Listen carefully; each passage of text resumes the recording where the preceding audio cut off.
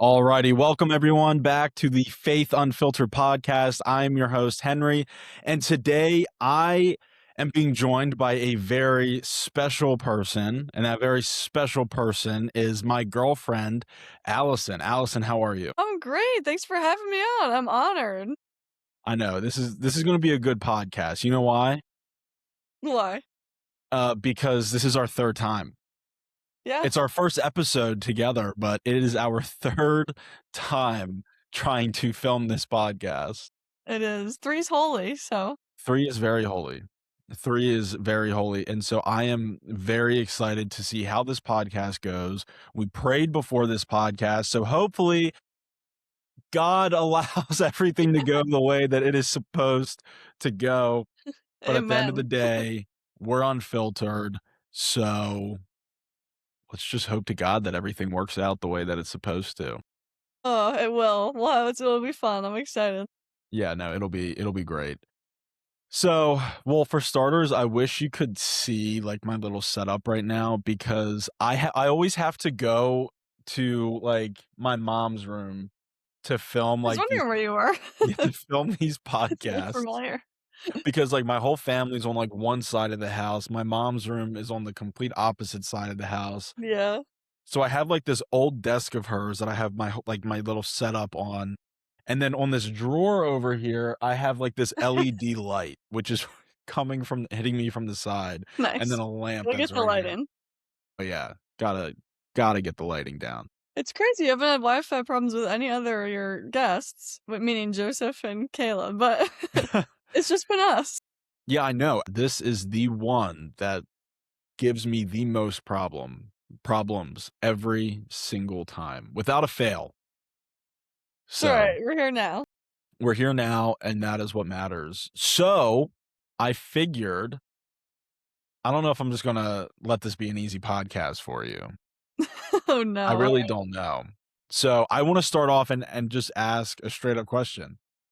How did we first meet, and what was your honest first impression of me besides thinking I was Prince Charming? Okay, yeah, that was definitely the first thought that Yeah, came to right. mind. Okay, so I think we have a nice story. So my friend Emily, who's both of our friends now, she and I went to high school together, and she, I guess it's 2 summers ago now, started a young adult Christian conference that was 2 days, worship band, we had small groups, Bible studies, great conversations. It was really fun.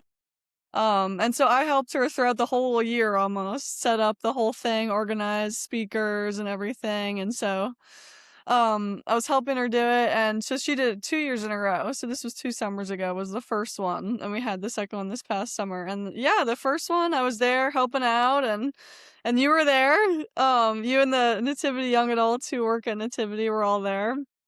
And, I thought I saw you and I was like, oh, he's cute. But, that's all I thought about it for a minute, and then the day went on, and, I saw you. I was coming out of the bathroom, and you were, like, going to the bathroom. We were, like, kind of alone in the hallway, and that was the first time I'd seen you alone because you were sticking to your little group, so I was like, "Oh, man." Looking back on it, I think it was the Holy Spirit. It was like, "Go say hi to him." I was like, "Okay," because 'cause I'm so shy, I usually never do that, but I was just like, "Do I know you from somewhere?" Which we'll get back to that part in a minute. But I said, "Do I know you from somewhere?" And you were like, "No," because I always want to start a conversation. And then I was like, "Oh, okay. I thought you looked familiar." And then you were like, "I'm Henry," and just shook my hand. And I was like, "I'm Allison." And you were like, "Well, I'm gonna go to the bathroom now." I was like, "Oh, okay. See ya."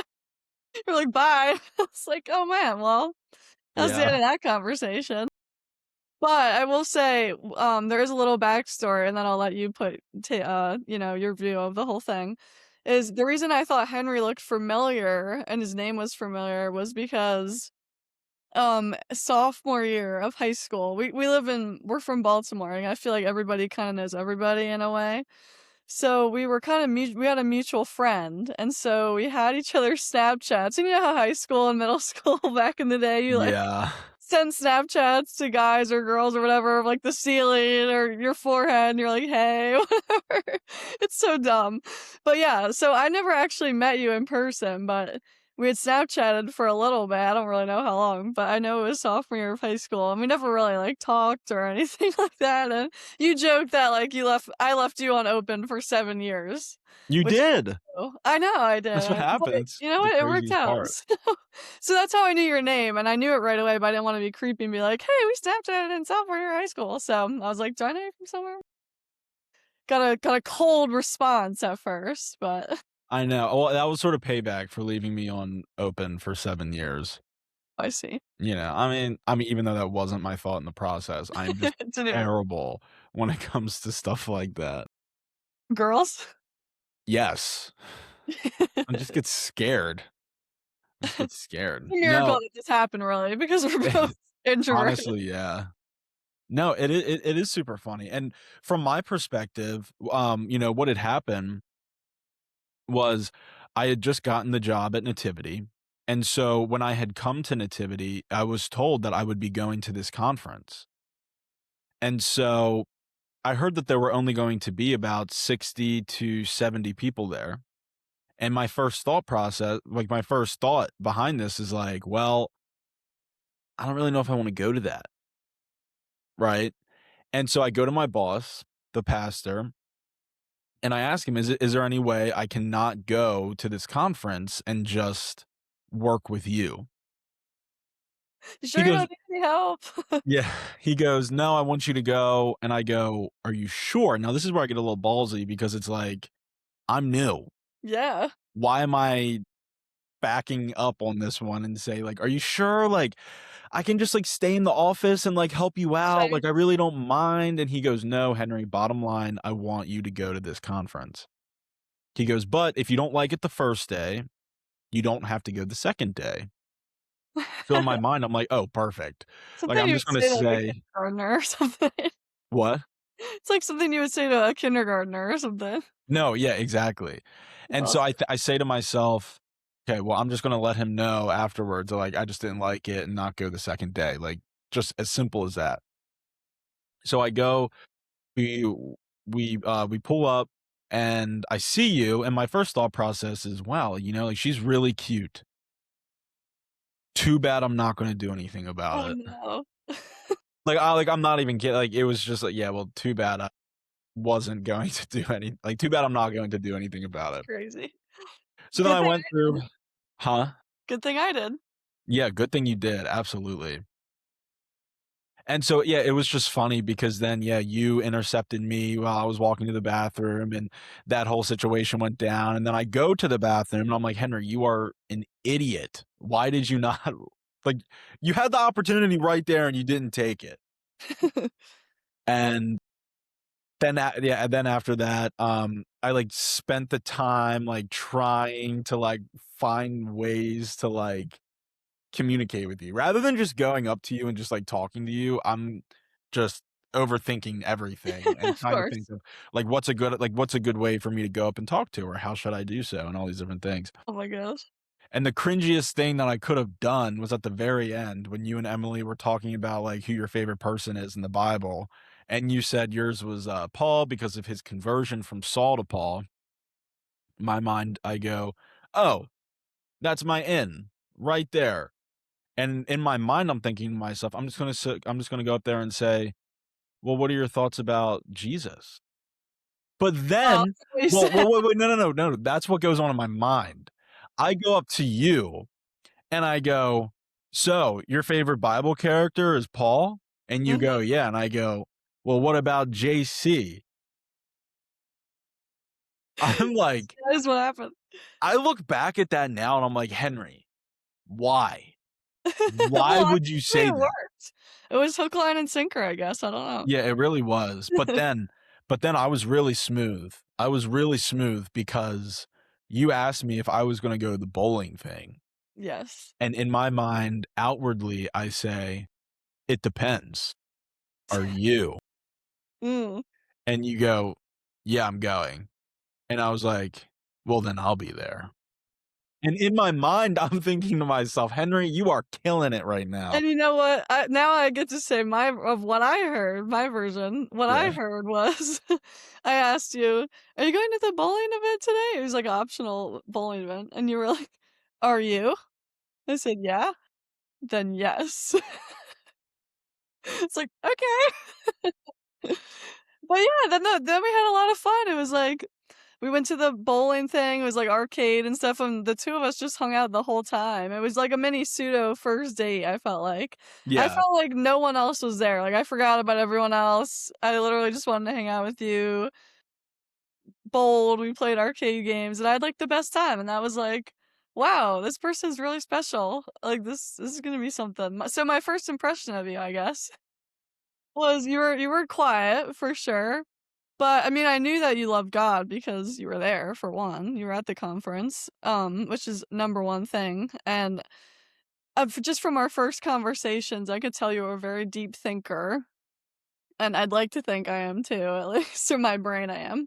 But you're very, like, philosophical, and you're very mature, which is hard to find, like, at our age, you know? So, I knew yeah, that like, I could tell your faith was really strong, and I feel like I've always heard people say, you know, you wanna be equally yoked to a partner, and you just wanna when you're looking for somebody, you wanna be running towards Christ, and they wanna be running towards Christ, and then you meet them, and you just, like, join, and you just start running together. You don't right. wanna one person doesn't wanna be pulling the other person with them or anything like that, so that's what I knew I had in you.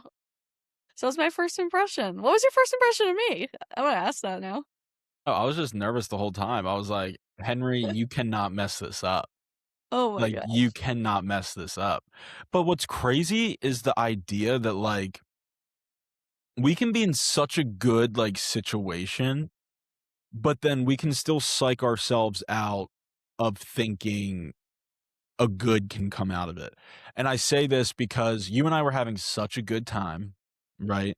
Like, bowling was bowling, whatever. We go into the arcade, you beat me in everything but Mario Kart, 'Cause and you cheated. I beat you in Mario Kart, and, I'm thinking to myself, "Oh my gosh, like, I'm having a blast." Right? So, like, we're both having fun, like, we're both laughing, we're like, everything is great, and in my Yeah. mind, I'm like, "Will she give me her number?"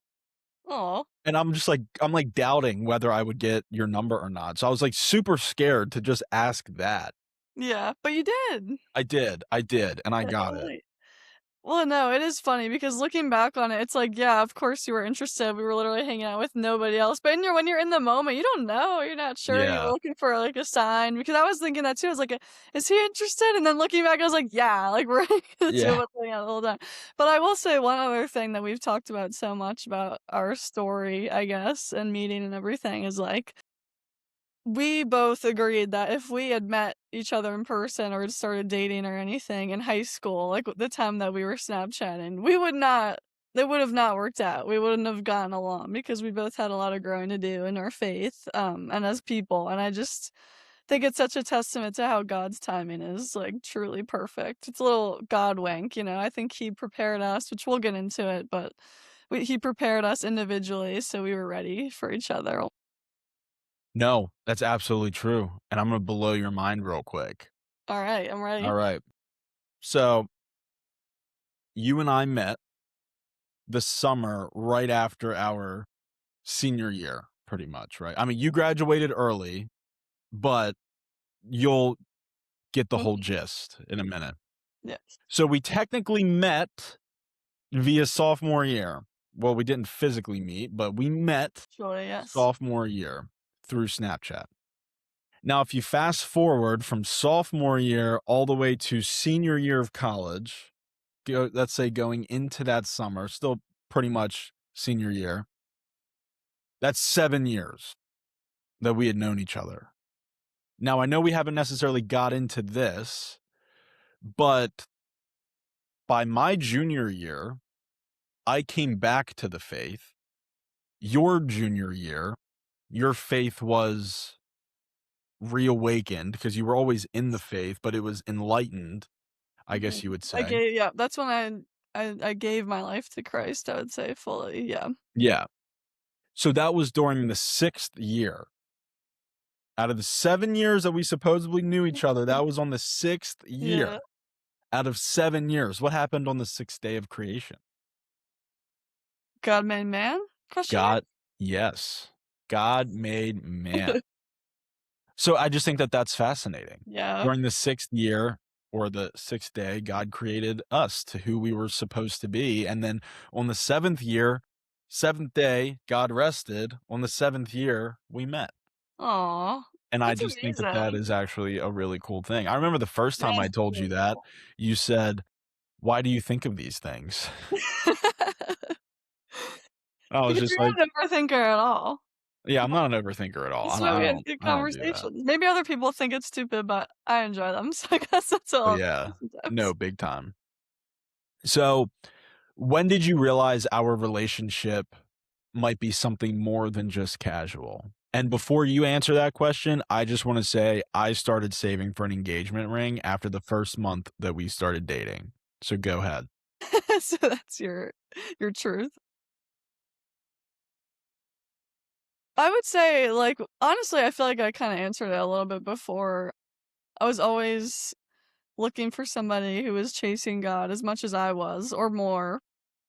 I was really and we'll get into my story, I'm sure, in a little bit, but, like, I was when I met you, I was really running after God hard, and I just had, like I was kind of at the tail end of, like, a year of me just, like, getting to know God, falling in love with God, and um, I think that women can, like, overthink a lot of times, like, I think our culture puts a lot of weight into, like, the one, like, "Is he the one?" You know? And, like, I think women overthink that a lot because I've heard so many men, yourself included, being like, "Oh, I knew within the first week of dating that I was gonna marry her." Like, I Yeah. think but women, like, don't say that usually as much 'cause I think we really do overthink, like, the one, is this are the stars aligned? Is this my person, you know?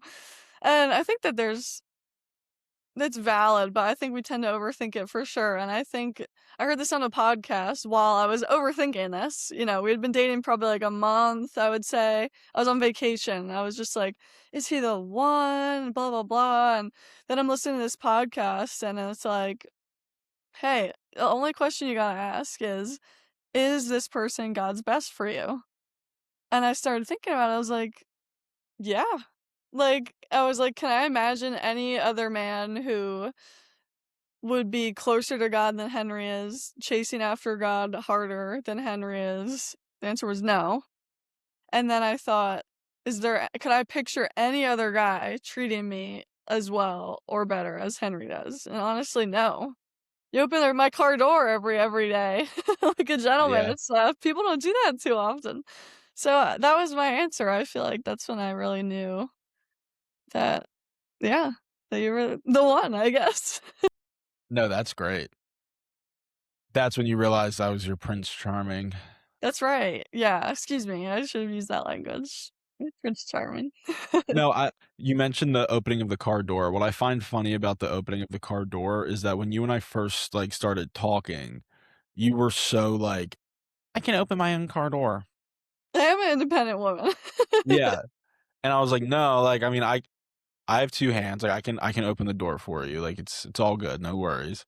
But what was so funny is that it did not take you long Yeah. for you to just walk up to the door and wait for me to open it for you. It was just Not in a mean subconsciously. way either. Like, yeah, like, you don't do it in a mean way or anything like that. It's just like I hate to use this word, but it's almost like psychologically, like, you were, like, trained to just, like, Yeah. wait for me to open the door for you. I think that's true. That and then because there was another time early in our relationship when I was gonna just get the door myself and you, like, sprinted ahead of me and cut me off. I was like, "Whoa." You were like, "I have to open your door for you." I was like, "Oh, okay." Chivalry is not dead. So if I get there before you, I'm just standing there waiting for you because I know you're not gonna let me open it. Yeah. Oh my gosh, wait, no, this is the funniest okay, this is one of the funniest things that we need to just Okay, mention I as think I know what you're well. gonna say. Yeah. When it's really Sorry to cold laugh. out, Yeah. so this is a great story, and so for anyone listening, I really want you to tune in on this one. Allison and I go out to dinner one night. It's freezing. I mean, it is cold as can be outside. We finish eating. Everything's great. It's not just cold, it's windy. I mean, it is You're really windy setting out the scene too. here. I'm really setting the scene. So, we get to the car. I open the door for her. Allison gets in the car. I'm walking into the wind to go around the vehicle back to the driver's seat so I can get in. And Allison goes, "You know, it's really nice that you opened the car door for me, but then I have to sit in the cold car for an extra 3 seconds." And I go, "I'm still outside walking against the cold, cutting air." Yeah. I want that heated seat turned on, let's go. Yeah, yeah. Gosh, I think that stuff is just so funny. That was funny. That was a, "Oh, my bad" moment. No, that That was a moment when you and I just started crying laughing. I mean, that was really yeah. good.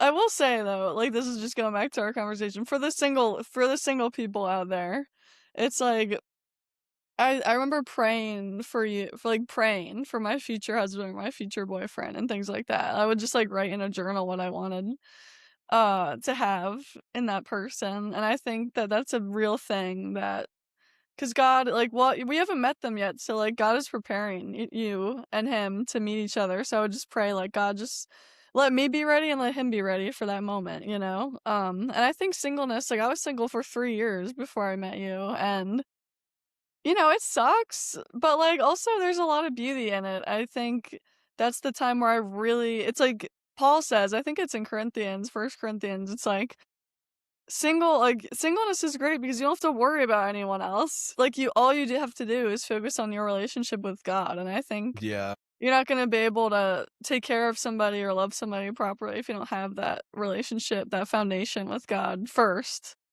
So, I think that's huge. Yeah, just a little antidote I wanna throw No, out that is a great point. That really is a great point.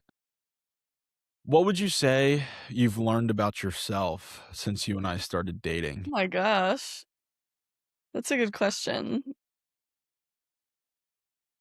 I think and I don't wanna put words in your mouth, but I feel like you've gotten like this too. I think we're both, like, pretty independent, like, stubborn people a little bit, Yeah, and, so I felt like before not that this is a bad thing, I'm still like this, granted, but, like, before I met you, I was like, "I'm independent," like, I'd been living away from home, I'm just doing my thing, like, I'm chasing my dreams, my career, lacrosse, and everything, and, like, I was like, "Great, and if somebody comes along, then it's gonna be God's will," you know, and you just sure enough, you came along and you just, like, fit perfectly, but I guess, like and then when I met you, it's like I don't even know, it's like you almost kinda, like realize like, oh yeah, you kinda do, like, need a partner in life to, like, bounce things off of, to confide each other and to comfort each other, to laugh together and, like, yeah.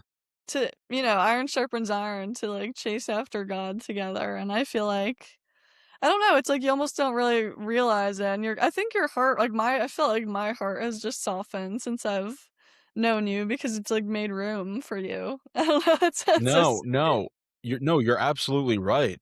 And, I mean, we've been dating now for a year and a half, and that is something that is really interesting just from over time because it's like in the very beginning when we first started dating and we talked about, with you being in school and like where we would end up after like when the time eventually comes when we get married and engaged and then married and whatnot. You and I started off both very, very, very hard-headed. You were like, "I don't wanna be in Maryland," and I'm like, "I don't wanna leave Maryland." And It's that was where we were both at. And it's funny though, because even throughout that time, we still said to ourselves, "No matter what, we are going to be together, and that's the one thing that matters." Mhm, But we still kept those separate thoughts. But then what's cool about this is that over time, it's like God does this on purpose. It's like over time, the distance, because we're long distance, mhm. the distance just beats you down and tears things away to a point where you're like, I don't even care if we're still in Maryland at this point, like, I'll do it, and I'm like, "If I have to leave Maryland, I Sure. will," like, all these different things, like, we just wanna be together, and, like, that's just and that's all been the growth over a year and a half, which Mhm. is, like, crazy, and it's nice because it's like what you mentioned before. It's like when you're looking for a partner, you don't wanna be dragging them along with you. You want to have your paths naturally align just the way that it's supposed to, and it's nice because ours have done just that, but we're also just growing in the process at the same rate, which is really cool. So, Yeah, that's awesome. I yeah, agree. there's my little sermon in a sentence, but, Beautiful. so tell me a little bit about your faith journey. Okay, I thought there was more to that question, so I paused. My faith journey. Okay, let's see. Well, start from the beginning, I guess. I was born on a dark, cold day. No, I'm just kidding. I was born in the summer. Uh, What? uh I was Sorry, born on a dark, cold day. I was born in the summer. I apologize, everybody. Probably thinks we're so weird by now. But, okay, yeah. So I was raised Christian and Catholic. My dad's Catholic.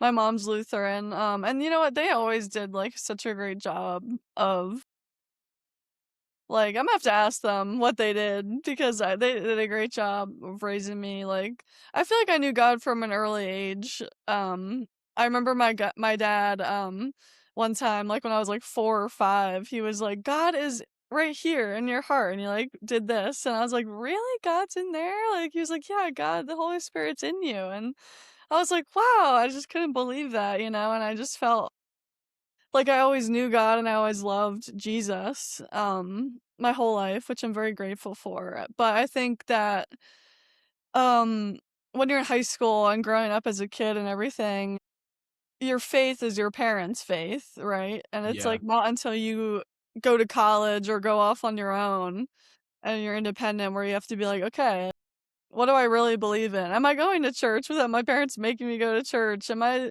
praying, you know?" And especially with all the busyness of college, and I was a student athlete, so all the busyness of school. So I always was a Christian and I always loved Jesus, but I never had that like personal relationship, I guess, up until I got to college. Gosh, college. So we graduated high school in 2020. So like the start of COVID, was our freshman year, I guess, yeah, our freshman year was September 2020 of college, so that made it, like, so much harder to make friends, and I was playing college lacrosse, and, like, when you're a freshman and you are around, like, friggin' 22, 23-year-olds and you're 18 and you're playing on a lacrosse field, you think you're like, "Wait, did I ever know how to play this sport?" Like, it's just a huge transition, and so I was just going through a lot, and just, I felt really alone, I guess, like, between those things, and I think this happens a lot with athletes, is your whole identity gets wrapped up in your sport because you're just, like, your entire life. I mean, I've played sports since I was, like, 6, 5, but played lacrosse since I was 8, so it's like, your whole life you're working so hard at this one thing, and it just becomes, like, who you are almost, and so my identity was lacrosse, basically, and I remember, like, I'd be at practice in the morning, it's like, "Oh, I had a great practice, today's gonna be awesome, I'm in a great mood the rest of the day," or, "Gosh, I had a terrible practice this morning, the rest of the day, I'm just down in the dumps, it's a terrible day," and it's like Right. and just whether it's a sport, your career, like, anything in your life, it's like this world is so fickle and it changes all the time, you can't put all your faith and your self-worth in something of this world, you know? Mhm. And it was just really, like, taking a beating on my mental state, my mental health. It was the spring, I was on winter break my junior year of college. So we're going into lacrosse is a spring sport, we're going to my junior season.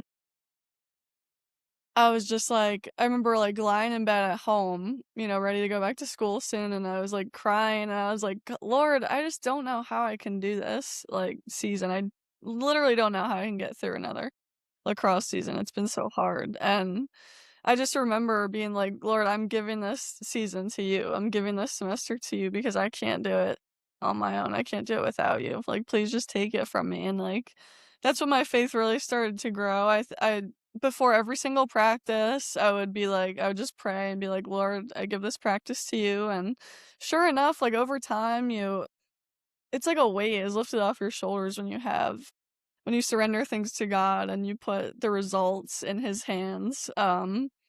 And I just felt like, yeah, I just felt so much freer and I was playing better. Like lacrosse was fun again. And it was kind of like a slow burn for me. I began reading my Bible at night because that was like my comfort. I got excited to do it. And it was just when I like really, really felt I didn't feel alone and I felt I could just feel God's presence with me. And it kind of clicked for me too. I was like, dang, like, nobody in this world gets to tell me who I am or, like, how much I'm worth.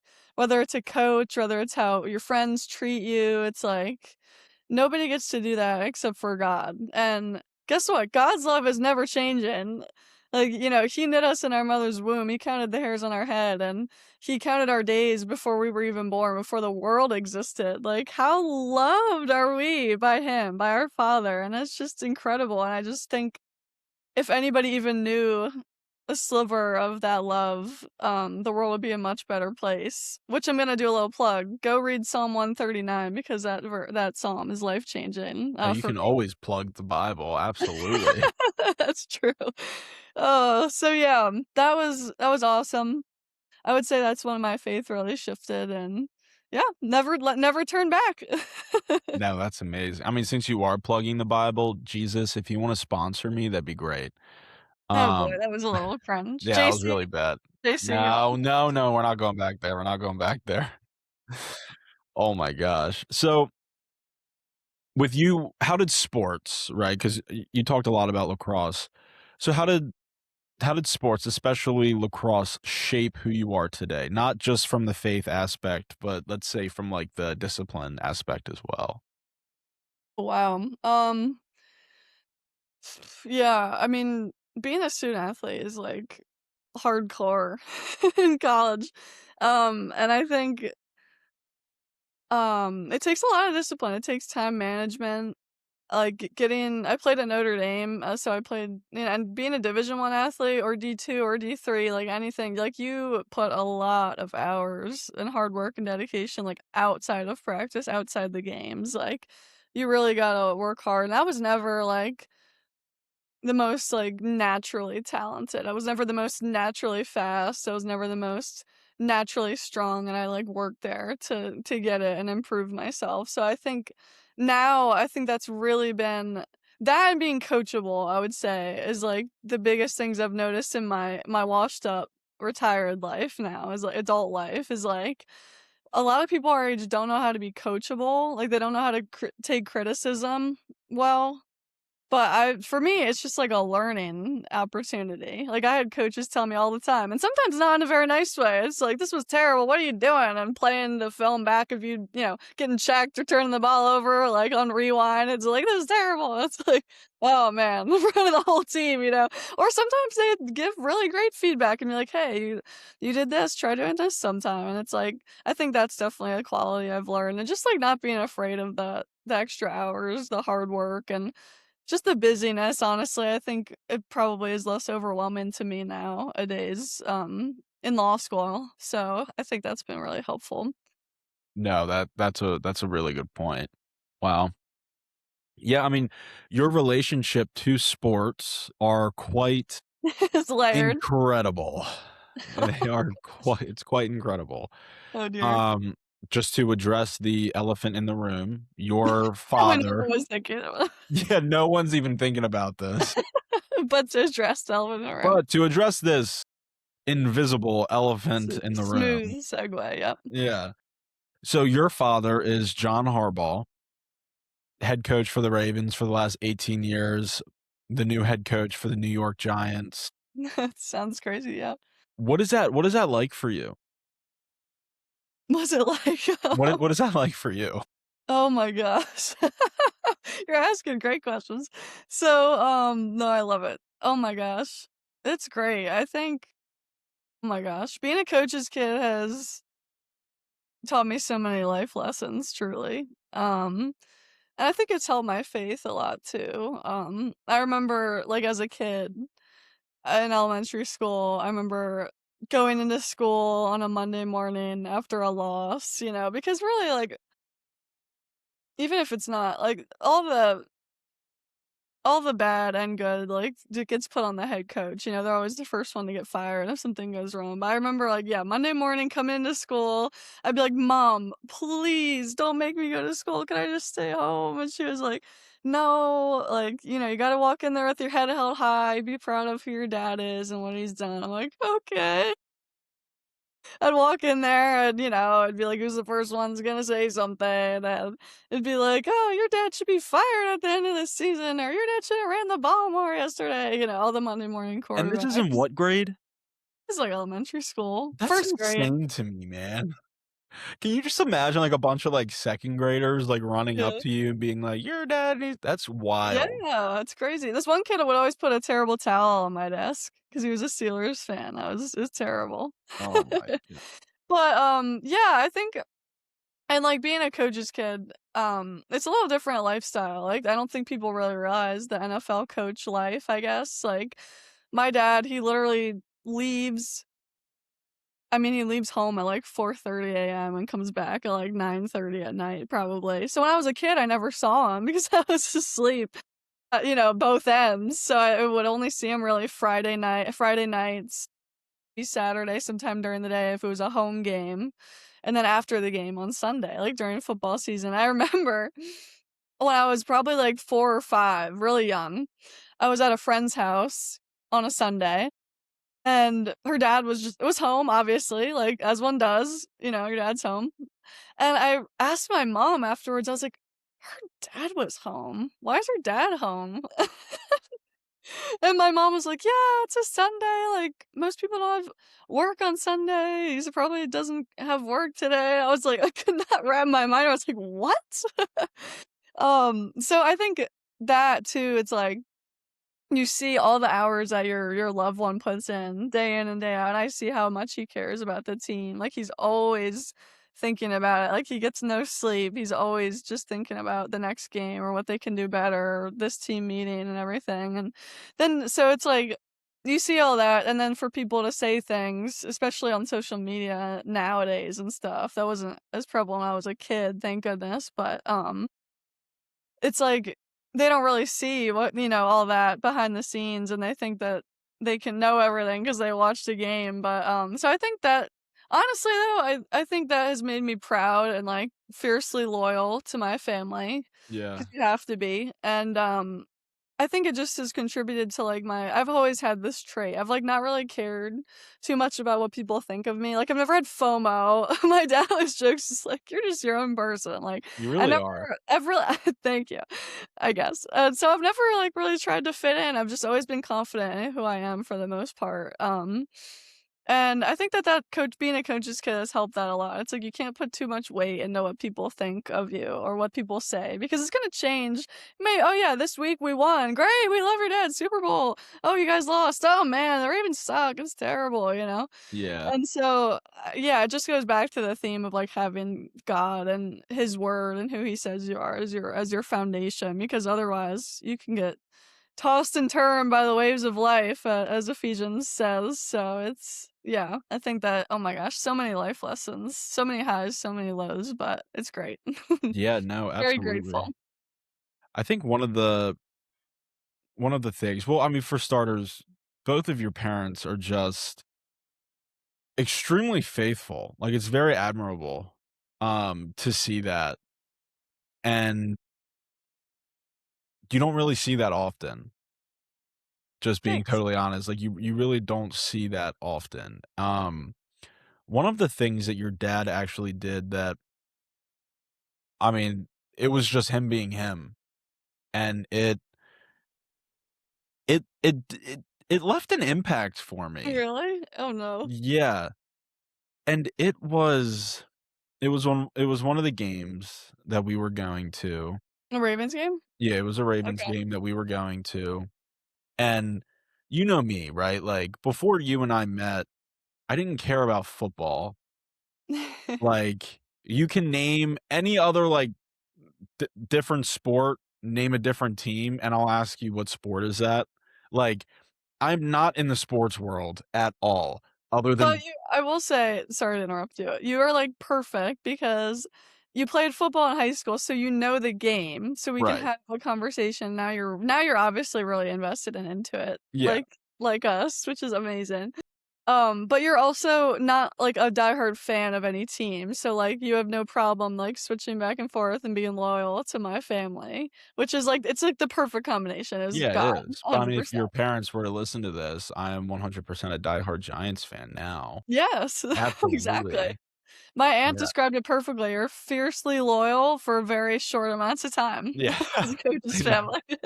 No, exactly. Anyways, sorry to But interrupt you. no, you're good. So one of the things that I noticed that happened, this was when we had gone to a Ravens game, and you guys park under the stadium, whatever, and obviously, when it comes to game day, your dad is the person that I wanna be the furthest away from. Yes.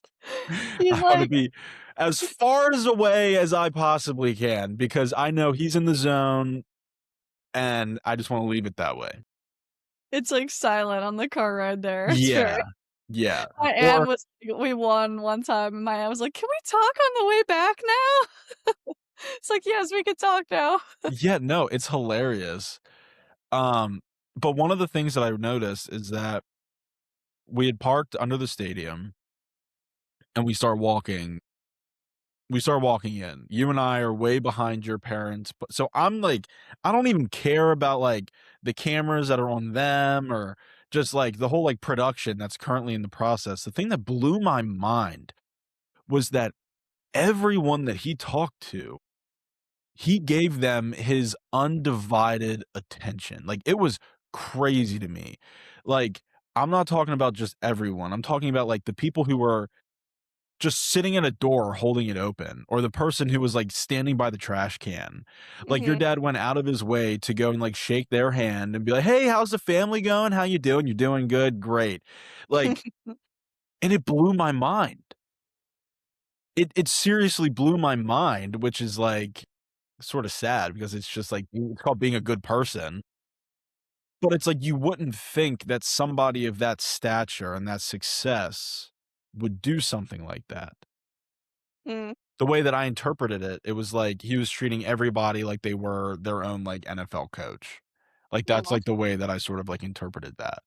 And it was yeah, that was, like, a crazy experience for me. I briefly mentioned it to you, but, like, Yeah. that was a scenario that, like, stuck with me ever since. That's cool. Yeah, my dad, I appreciate that. My dad, he's so wise. He's like one of the best Christians I know. He's read the Bible so many times over, and he really does exemplify. And that's what I'm not comparing him to Jesus by any stretch, but I Right, think yeah. Jesus, like when he was on the earth, like he ate with the sinners and the tax collectors. You know, it's like Yeah. everybody is special and God made and chosen. So that's really cool, though. Yeah, your dad is very far into his process of sanctification, and that He is for is. anyone who doesn't know, sanctification is the process of becoming like Christ. Yeah, your dad is very far down that He's path, got a which is few great. years on us for sure, but he Oh, he started from 100%. humble beginnings too, so it's cool. Yeah. Yeah, we'll have to have him on here at some point. Yes, we Yeah. should. That'd be fun. So, how did that environment with your dad being a head coach, like, how does that environment influence your values or view of success? Mm. I feel like I mean, my family, like, my grandpa was a coach, my dad was a coach, my uncle was a coach, so I feel like I was saying earlier, with the hard work, I just always it's always been a very high standard. They're always, like, the hardest workers in the room, and it pays off, like, it shows, and they're great leaders. They're Yeah. all God-fearing men, especially my dad, and it's just been, like, an amazing role model to watch. So I've always had that, like, standard of excellence to look up to, I guess, and I just kinda thought that was, like, the thing, it's just normal, so I think that I'm very blessed to be around people like that my whole life and competitive people. I'm sure when my dad's on here, he can tell a few stories about competing, all the family gatherings, how competitive little games get. Oh, I can only imagine. But what was your question again? I totally forget now, I'm sorry. No, I was saying, like, how did that environment influence your values or Oh, view yeah. of success? Gosh, yeah, I don't really know if it's answering your question, but I'm just thinking about this. Yeah, I mean, my dad, he was the best with, like, my sports. I mean, he was, like, my number 1 fan all the time, and so he would always, like, instill in me, he's like we built a cinder block wall in my backyard so I could play wall ball, and I hated wall ball when Yeah, I was young, and he'd be like, "Well, you shouldn't be able to tell your right hand from your left hand and get out there and do some stick tricks and stuff." And he would always, but he would not only tell me to do it, he would always be out there with me playing. Like he would always be shooting baskets with me, playing horse. He would always be defending me one on one in the little backyard. He's like, "All right, try to get around me." He's like, "If you can get around me, I'm 6 foot, 190 pounds. You can get around anybody." I'm like, yeah, "Okay." And at first, you're a kid and you don't wanna listen to your dad, right. you don't want your dad to be right, and No, so I got it was very frustrating, we would get very angry, or I should say I would get very angry, he would never get angry, yeah, but, I would get angry, and he's from the Midwest, so my parents did not know what lacrosse was when we moved to Baltimore, so he kept calling the lacrosse stick for a very long time a lacrosse racket. And, finally, I was like, "Dad, I can't take any coaching points from you if you're calling it a lacrosse racket. It's a stick." And he's like, "Oh, okay." But, I mean, obviously, when you get older, I would say, like, 8th, ninth grade, and through high school, I finally realized, like, "Oh, he is pretty good at this. He does know what he's talking about. He is a coach." yeah, And stuff carries over, just athletic movements and everything. He helped me so much with footwork and dodges, and he coached cornerbacks for a long time, like in college and with the Eagles. So, he would help me with my ride footwork, my redefending footwork for lacrosse, which was awesome, and just things. And gosh, yeah, that was always like such a cherished moment together. And I will say, just going off on a little story, like I'm just, like, so grateful. My parents did a great job of, like, the balance of pushing me because they saw the potential that I had and the talents and the gifts that I had that could grow into something amazing, and they also had a balance of, like, not overdoing it and just, like, also filling me with positive encouragement and just being my biggest fans, like, at USF, for example, I did a grad year at University of South Florida lacrosse, and, that was the funnest thing ever. Like, it was the team's very first season, like, ever of the whole school, like, so that was really cool to be a part of, so anyway, my parents would be front row, you saw it, front oh, row yeah, every with time. their Harbaugh number 8 shirts on and everything, and I used to get pretty nervous before the games, and, like, I would look over and I would see them in their Allison Harbaugh number 8 gear, and they just have the biggest smiles on their faces, you know? And after the game, I would go over to them and it'd be like, "Oh, honey, you did great. That was so much fun." I'd be like, "I'm so proud of you." I'd be like, "Dad, I didn't get any points. I turned the ball over twice." He's like, "No, it's okay. Like, I'm just so proud of you." And or it'd be like, "Oh, you did so great. That was so much fun. I'm so proud of you." And it's like, "Yeah, thanks. I had a hat trick and a few assists." And it's like, but no matter what happened during the game, like the same. It was always the same. Like, I'm so proud of you. Right, And to hear that from your dad is obviously amazing and something that don't a lot of people don't have, and your mom for that matter. But it also made me like realize a really important lesson because just going back to like putting your worth in performance or things like that. Like sometimes I just felt like I wasn't doing God justice or like I didn't deserve the opportunity to be out on the field because I wasn't getting enough points or things like that. Like, oh man, I gotta do this for God to make him proud, and it's like, man, if my, like, real father and my mother are in the front row smiling and I had a terrible game and they're like, "I'm so proud of you," and they're just so happy to be there, like, can you imagine how much more our Heavenly Father is proud of us for everything absolutely. we do? Like, we don't need to win medals for God ever, he just wants our hearts. He wants to be in relationship with us, and he's proud of us, so that was something really cool that my parents have helped me realize as well. No, that's very, very, very beautifully said.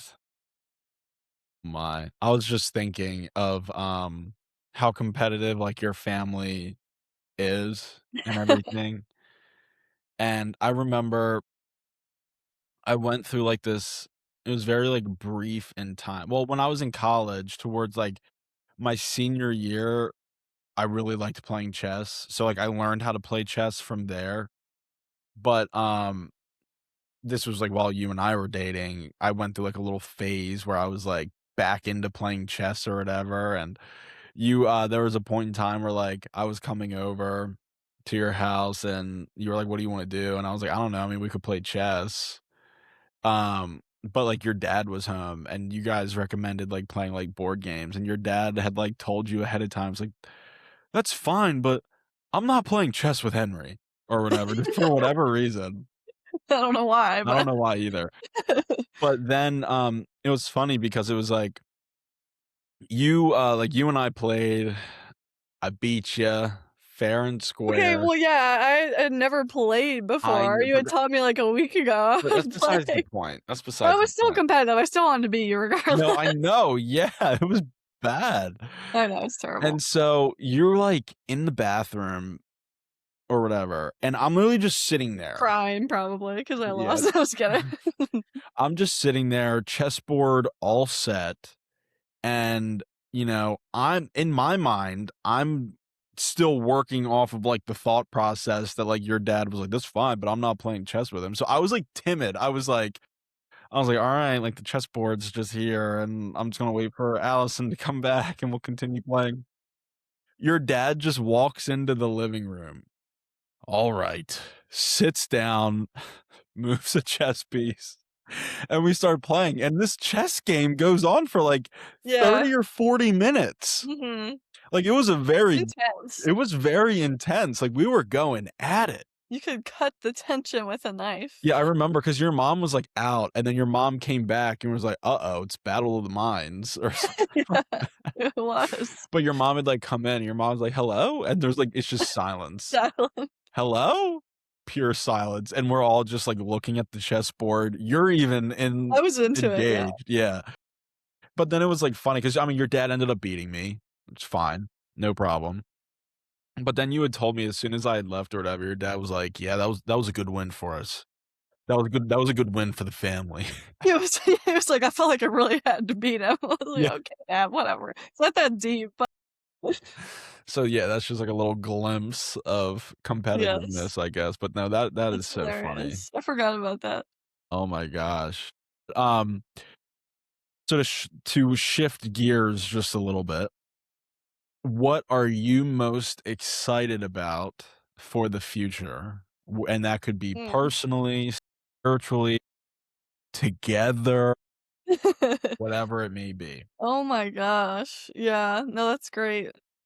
I think 2026 so far has been pretty crazy. I think it's gonna be a year of new beginnings on many levels, and decisions, and I'm just really excited to see what God has in store, what He's got cooking up for us, for my Yeah, family, for you, and just with, my dad moving jobs after 18 years, my family's gonna move now to North Jersey, and so we're really excited, and we're very grateful for our time in Maryland. It led me to you, and led me to friends, and oh my god, so many other things made us who we are, and we're really excited for this new opportunity, so just new things, exciting things, but also, like, unknown, so that and of this is my first year in law school, so I'm in Chicago, and you're in Maryland still, and so we've been doing the long distance thing our whole relationship really, but, yeah, um, so I'm, new beginnings there and me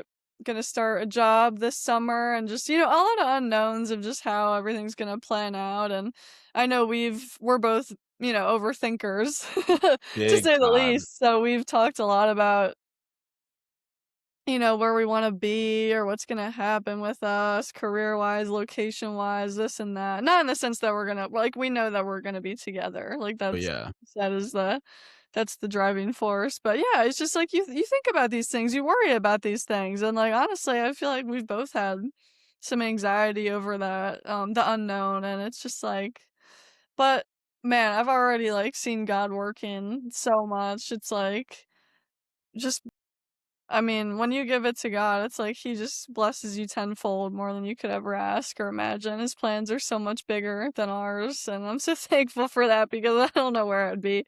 I'd just be like in a hole somewhere. I'm not really Yeah. sure.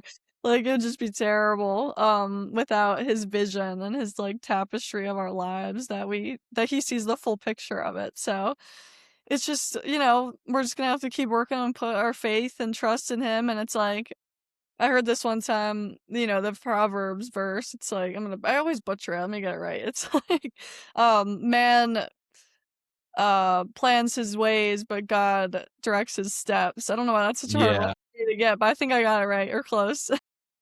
Um, and it's like, "Your word is a lamp unto my feet and a light unto my path," and it's like, when you think about a lamp in biblical times, like, they didn't have no electricity or flashlight on your phone No, waving it around, it's like this lamp was probably very small. It was probably like a little tiny flame. And that thing was probably, if you were walking in the dark, lighting up your next step. literally.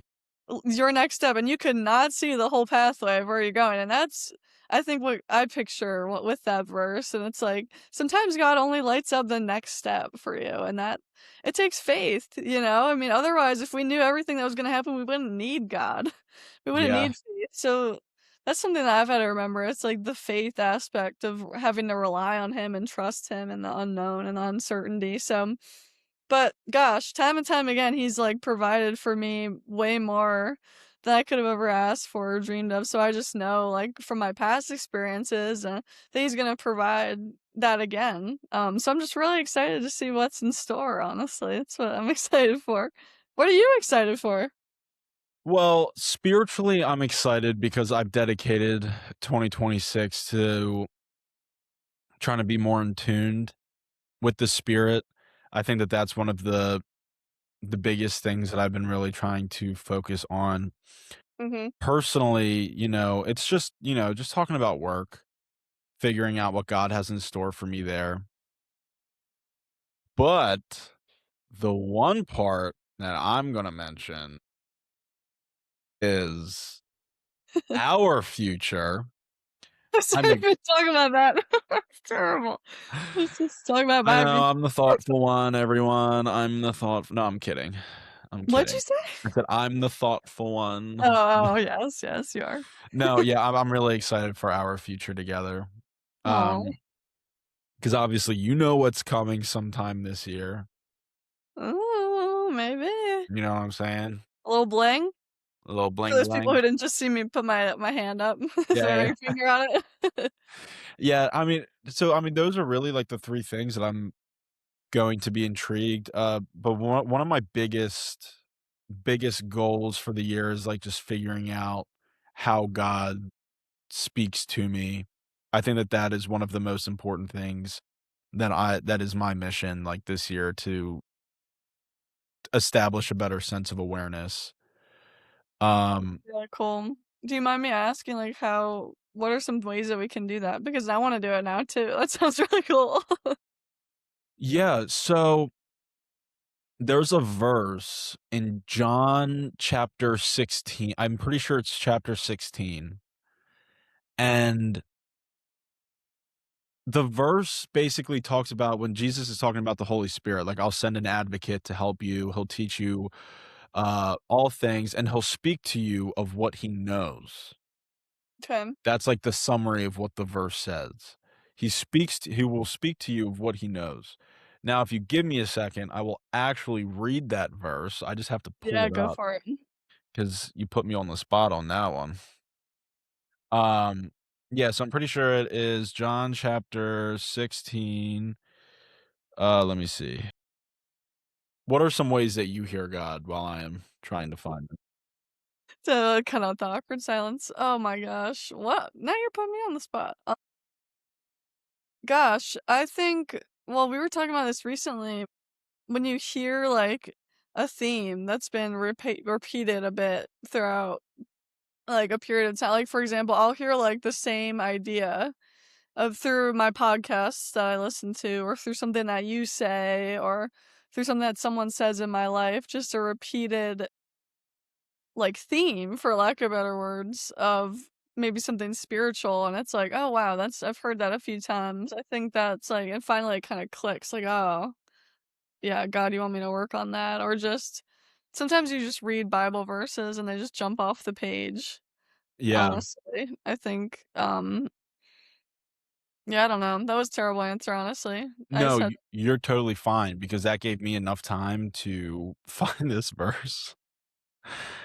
Um, but no, everything that you're saying makes sense because themes are something that matters. There are times when, you know, God is trying to tell me something, but it might just be something along the lines of like, I'll hear one thing from one person, don't really think much of it. mhm, Maybe a couple weeks later, another person will say like the same thing. I won't think too much of it. And then maybe a few weeks later, a third person will say yeah, the it's same true. exact thing. So, and I'll notice themes like that as well. But one of the major ways that I have come to realize how the Holy Spirit speaks to us. So it's John chapter 16, verse 13. Mhm, When the Spirit of truth comes, so the Holy Spirit, he will guide you into all truth, for he will not speak on his own authority, but whatever he hears, he will speak, and he will declare to you the things that are to come. mm, So when I hear, but whatever he hears, he will speak, right? Now, obviously, you can look at this verse in the correct context in which it's given. Jesus is talking to the apostles. Great, right? Now, I want to apply this to me for a hot second. I have never read a book where I have been in a situation and then something from some book pops into my mind. Like yeah, it's just never happened to me before. And I mhm, don't think it can and I don't think it will. yeah, Now, it's different if I'm saying to myself, "Oh, I have a flat tire. Well, luckily, I read this book one time on how to change one, so let me," like, I'm actively trying to think about it, like, that's different. I'm mhm, talking about, let's say, hypothetically, you and I are going through a problem. You know, some relationship book isn't just gonna pop into my head. Like, "Oh, well, on this page in this chapter, like, this is what it says I should do." Doesn't happen. So going based off of the idea that whatever he hears, he will speak. This has only happened to me with the Bible. So I could be in a specific situation and maybe a Bible verse comes to my mind within the situation, and I'm not actively going to dig for it. I'm not actively digging for it. It just pops into my mind. mhm, That's abnormal. That doesn't happen with other books. So yeah, what else could that be other than the Holy Spirit trying to tell you what to do? Now, if the Holy Spirit, and you know that the God's word can't be corrupted. So that's one thing. It's not corrupted, so we're fine. So I think of it like if I only read the Gospel of Matthew, maybe once in a while, if I'm in a specific situation, a parable from that gospel will pop into my mind. And okay, like that's the Holy Spirit speaking to me. yeah, Now let's expand that to the whole four gospels. Now we're giving the Spirit more room to talk and make it more obvious to me. Now let's expand that to the whole New Testament. yeah, Now there's a big wide range for the Holy Spirit to speak to me now through the word. Now let's expand it to the whole Bible. mm, So now a story can pop into my mind and something, and I can have more confidence that it is the Holy Spirit speaking to me, guiding me in the truth that he has heard, because the Holy Spirit dwells within us. And so by me reading, it's like that's what he's hearing in a way. Like that's how it's I've sort of like interesting. taken it. And it's Wow, really helped out a lot, so I'm trying to do that. Or it's the same thing could also be vice versa. You could be reading the gospel, you could be reading anything in the Bible, and you may read a verse and something from some situation may pop into your mind. yeah, that's And true. that's like God talking to you about that said situation. Mhm, So that's something that I'm trying to be more aware of, and I'm also just trying to be deeper in prayer. Being deep in prayer is something that is really valuable, more of like a meditative prayer where you just clear your mind, and if something pops into your mind, you determine, "All right, is this like me thinking about, like, the errands I have to run later, or is this like, okay, I'm praying, I'm praying, I'm praying, my mind's blank, Allison pops in my mind. Okay, why did she pop into my mind? Is she someone that I should be praying for right now?" All these different types of things. Yeah, that's Uh, really fun. so It's important too, like, the world is so noisy to just get silent. That's really hard. I need to take some pointers from you to just no, try yeah, to and other voices and hear yeah, God's. and if your world does feel noisy, just check out episode number 4. Yeah. Yeah, A little plug there. little plug there, nothing too crazy, but That's awesome.